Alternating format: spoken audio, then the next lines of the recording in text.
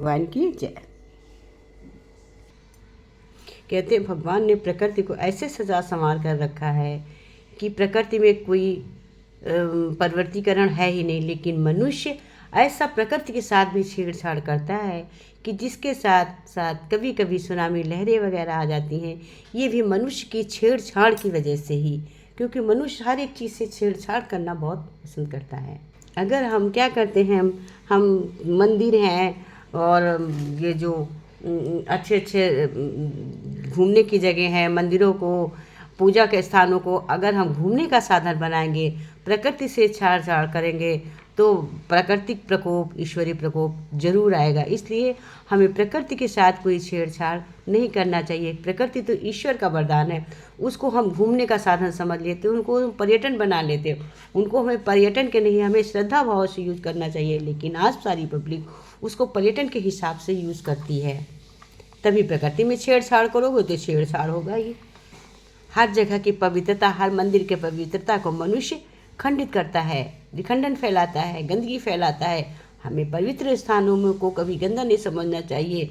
हमें उसको इस तरह से यूज़ करता है, घूम फिर के, खा खेल के, हमें ऐसे नहीं एंजॉय करना चाहिए। हमें पर्यटन की जगह पर्यटन करें और धार्मिक स्थलों को हम श्रद्धा भाव से, धार्मिक विधान से ही हमें वहाँ यूज़ करना चाहिए, जाना चाहिए। ये जो जगह जगह पर बार बार सुनामी लहरें या ऐसी आपदाएँ आती हैं, ये भी मनुष्य को सीख देने के लिए और समय को परिवर्तन करने के लिए, मनुष्य को शिक्षा देने के लिए आती हैं, वरना मनुष्य को कोई प्रकार की शिक्षा ही ना मिलेगी। इसीलिए ये सब सुनामी लहरें हैं या प्रकोप है, ये जो आता है सब प्रभु की कृपा से तभी आता है जब आदमी ज़्यादा छेड़छाड़ के कार्य करता है। केदारनाथ में देखिए कितनी बड़ी शिला आई और बचा लिया सब। बादल तो फटा रहा, लेकिन वो मूर्ति कहाँ से आई और सब कुछ बचा लिया। जितना ज़्यादा हम सुख के साधन इकट्ठा करते हैं, उतना ज़्यादा मनुष्य का शरीर कमज़ोर हो जाता है। जितना हम अपने शरीर से कुछ मेहनत करते हैं, उतना हमारा शरीर स्ट्रांग रहता है, मजबूत रहता है। हमारे ऋषि मुनि पहले कितनी मेहनत करते थे, कितनी साधना करते थे, कितनी तपस्या करते थे। अभी मनुष्य की भी सोच ऐसी है कि वो सब कर सकता है, सब कर लेगा, लेकिन वो भगवान के अनुसार नहीं करेगा। बस फर्क इतना है। यही हमें सत्संग का ज्ञान धीरे धीरे ज्ञान देता रहता है कि जिस प्रकार के ज्ञान की जहाँ पर जैसी ज़रूरत है, वैसा हमें आत्मज्ञान सत्संग गुरु सत्संग से मिलता है।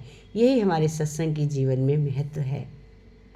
जो हमें देह मिली है, उसका उपयोग हम किस प्रकार से करें, कैसे करें, ये हमें सत्संग से ही मिलता है। ये हम सत्संग से ही सीख पाते हैं। सोच अच्छी रखो, लोग अपने आप अच्छे लगेंगे। नियत अच्छी रखो, काम अपने आप ठीक होने लगेंगे। कृष्ण भगवान कहते हैं कि सांसारिक मोह के कारण ही मनुष्य मैं क्या करूं और क्या नहीं करूं, इन दुविधाओं में फंसकर कर्तव्ययुक्त हो जाता है और अतः मोह या सुख शांति के वशीभूत नहीं होना चाहिए। शरीर नाशवान है और उसे जानने वाला शरीर अविनाशी है। इस विवेक को महत्व देना और अपने कर्तव्य पालन करना, इन दोनों में किसी भी एक उपाय को काम में लाने से चिंता शोक मिट जाते हैं। निष्काम भाव से केवल दूसरों के लिए हित के लिए अपने कर्तव्य का तत्परता से पालन करने से कल्याण हो जाता है। भगवान कहते हैं कर्तव्य बंधन से छूटने के दो उपाय हैं। कर्मों के तत्व को जानकर निस्वार्थ भाव से कर्म करना चाहिए। कर्मों के तत्व को जानकर निस्वार्थ भाव से कर्म करना चाहिए। तत्व ज्ञान का अनुभव की कला है, वही हमें अनुभव ही हमारी कला है। वही हमें सिखाता है कि कर्म तत्व को कैसे निस्वार्थ कर सकते हैं। मनुष्य अनुकूल परिस्थितियों के आने पर सुखी दुखी नहीं होना चाहिए, क्योंकि इससे सुखी दुखी होने वाला मनुष्य संसार से ऊंचा उठकर परम आनंद का अनुभव नहीं कर सकता है। किसी भी साधन से, अंतःकरण से समता आनी चाहिए। समता आए बिना मनुष्य सर्वथा निविशल्क नहीं हो सकता। अंतकालीन चिंता के अनुसार ही जीवन गति होती है। अतः मनुष्य को हरदम भगवान का स्मरण करते हुए अपने कर्तव्य पालन करना चाहिए, जिससे अंतकाल में भगवान की स्मृति बनी रहे।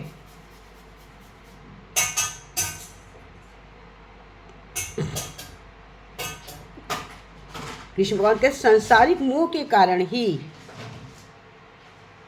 मनुष्य क्या करूं क्या नहीं करूं में फंसा रहता है। इस दुनिया में फंसकर कर्तव्य मुक्त हो जाता है। अतः मोह सुख शक्ति के लिए वशीभूत नहीं होना चाहिए।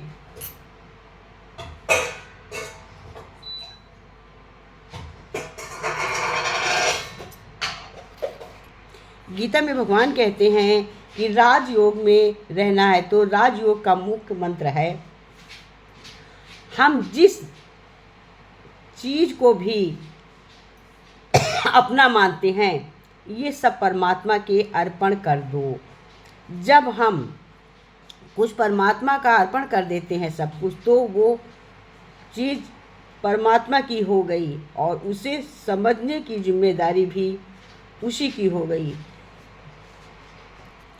कहते हैं कि जब हम सब कुछ परमात्मा को अर्पण कर देते हैं तो वो सब चीज़ परमात्मा की हो गई, उसे समझने की जिम्मेदारी भी परमात्मा की हो गई। ज़्यादा अच्छे से जिम्मेदारी और किया कौन निभा सकता है, हम या परमात्मा। परंतु कई बार हम परमात्मा को अर्पण करने में डरते हैं कि कहीं सब कुछ देना तो नहीं पड़ेगा, और कई बार हम चालाकी भी करते हैं। जब कोई मुसीबत रहती आती है तो भगवान को कहते हैं सब आप ही का है और आप ही संभालो, और बाकी समय मेरा परमात्मा तो दाता है। परमात्मा को अर्पण करना मतलब सब कुछ प्राप्त होना है, और मेरा कहना मतलब सब कुछ गौरव है। जब तुम परमात्मा को कहते हो तो मेरा सब कुछ, तो बदले में परमात्मा भी कहते हैं बच्चे मेरा भी सब कुछ आप बच्चों का है। जब हम कहते हैं आपका है तो परमात्मा कहते हैं बच्चे तुम मेरे हो, आपका सब है।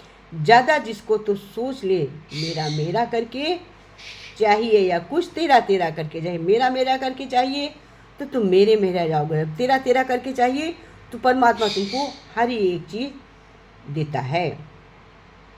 कहते हैं अगर परमात्मा को तन अर्पण करेंगे तो तन स्वस्थ रहता है, कभी बीमारी हो भी नहीं जाए। उस व्यक्ति की में भी हम में करवा लेते हैं, बीमारी का प्रभाव मन पर नहीं पड़ेगा।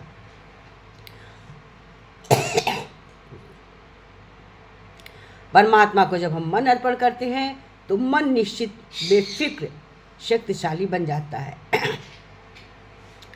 परमात्मा को जब धन अर्पण करेंगे तो किसी भी वस्तु पदार्थ और धन की किसकी कमी नहीं होगी।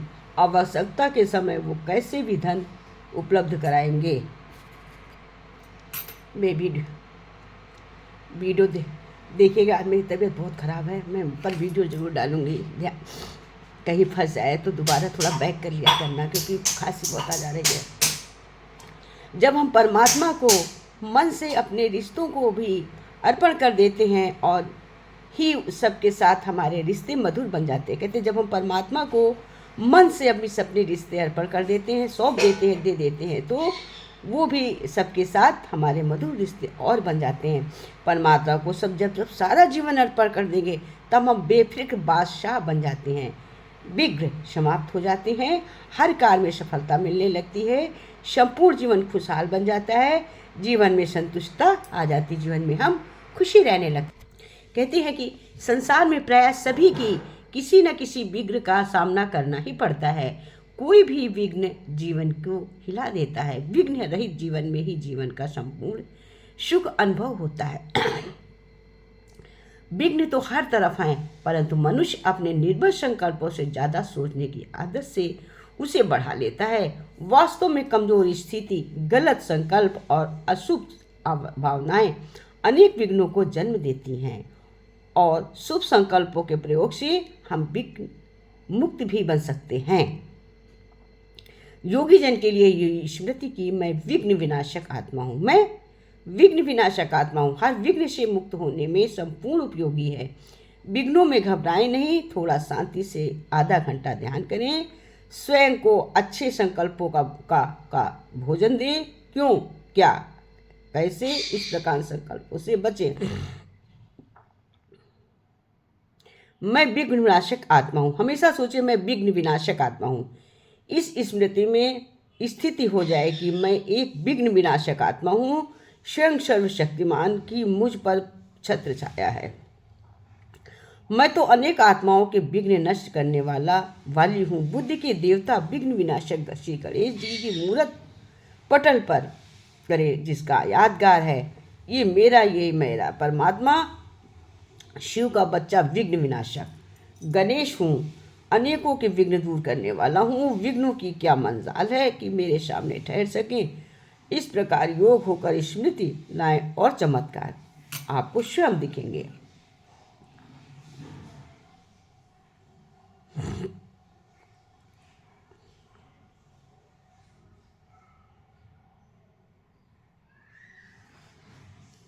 कहते समान होकर देखिए। क्रोध आत्मा की शक्तियों को जला देता है। क्रोध से एकाग्रता नष्ट हो जाती है। क्रोध से संबंधों में करवाहट आ जाती है। क्रोध से बने कार्य बिगड़ जाते हैं। क्रोध अनेक बीमारियों को जन्म देता है। क्रोध से संगठन टूट जाता है। क्रोध से कोई दूर रहना चाहते हैं। क्रोध आता कब है, ये भी तो सोचें कि अब क्रोध तो है, लेकिन क्रोध आता कब है। क्रोध का बीज व्यर्थ संकल्प है, कोई उसका लेना देना नहीं है। क्रोध का अभिमान, ईर्ष्या, बदले की भावना, इच्छा, अपेक्षाएं जो पूर्ण ना हो वो क्रोध को जन्म देती हैं। कोई झूठे आरोप लगाए या झूठ बोलता वो क्रोध को जन्म देता है। ये ऐसे क्यों करते हैं? दूसरों की गलत करता है देखकर खुद उबलते लगते हैं। दूसरों की गलती देखकर उबलो नहीं, क्रोध नहीं आएगा। आप मन में ठानो आज का स्वाभिमान। आज से मैं सोच रहा हूँ मैं क्रोध से मुक्त मास्टर शांति का सागर हूँ। अपने मन में सोचो कि मैं क्रोध से मुक्त मास्टर शांति का सागर हूँ। चिंतन करें, शांति तो मेरा स्वधर्म है। मेरा वास्तविक स्वभाव क्रोध तो पराई है वस्तु है, पर धर्म है। मैं आत्मा, शांति आत्मा का सागर हूँ। मुझे शांति के प्रकंपन चारों ओर फैल जाएंगे। हमेशा मनुष्य को चिंतन करना चाहिए, चिंता नहीं करनी चाहिए। धैर्य रखना चाहिए, धैर्य को नहीं खोना चाहिए। मानसिक रूप से सदा मजबूत रहो। अपना मस्तिष्क सदा मजबूत रखो।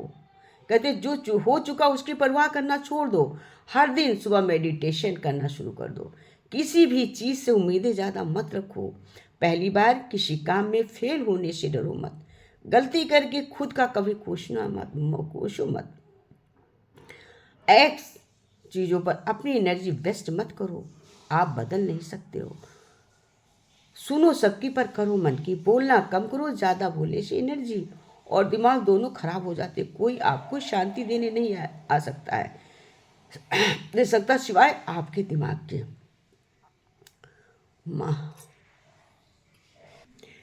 मेरा गला बहुत ख़राब है, बुखार बहुत, तबीयत खराब है। मैं भजन बोल रही हूँ, उसका केवल सेंस लीजिएगा, क्योंकि आवाज़ अच्छी नहीं होगी, इस पर सेंस ज़रूर लीजिएगा। एक तू जो मिला सारी दुनिया मिली। एक तू जो मिला सारी दुनिया मिली। खिला जो मेरा मन सारी बगिया खिली। खिला जो मेरा मन सारी बगिया खिली।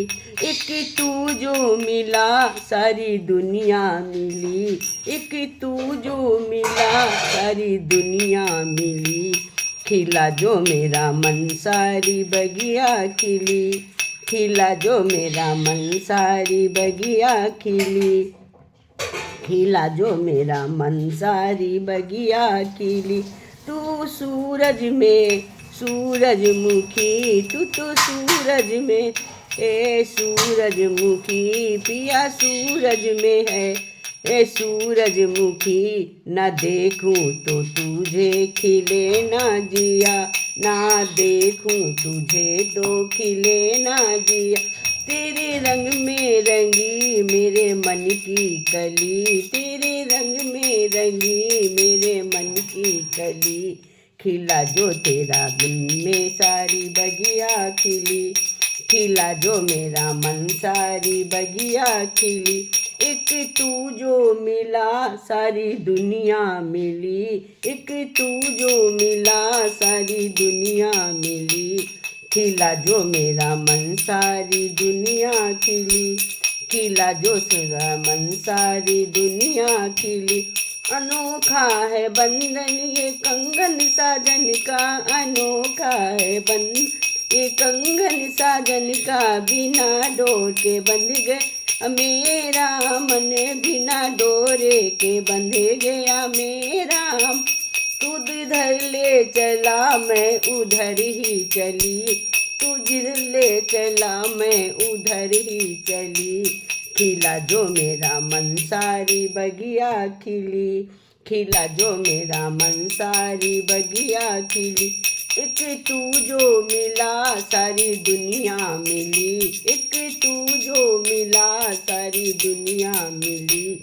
खिला जो मेरा मन सारी बगिया खिली, खिला जो मेरा मन सारी बगिया खिली।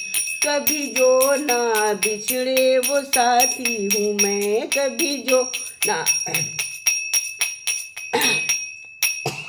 कभी जो ना बिछड़े वो साथी हूँ मैं। तू मेरा दिया मैं तेरी बाती हूँ मैं, तू मेरा दिया तेरा बाती हूँ मैं। जो तूने चाहा बुझी जलाया जली, तूने चाहा बुझी जलाया जली, तूने चाहा बुझी जलाया जली। खिला जो मेरा मन सारी बगिया खिली, खिला जो मेरा मन सारी बगिया खिली। एक तू जो मिला सारी दुनिया मिली, एक तू जो मिला सारी दुनिया मिली। खिला जो मेरा मन सारी बगिया खिली, खिला जो मेरा मन सारी बगिया खिली। एक तू जो मिला सारी दुनिया मिली। खिला जो मेरा मन सारी बगिया खिली, खिला जो मेरा मन सारी बगिया खिली। हरि ओम तत्सत।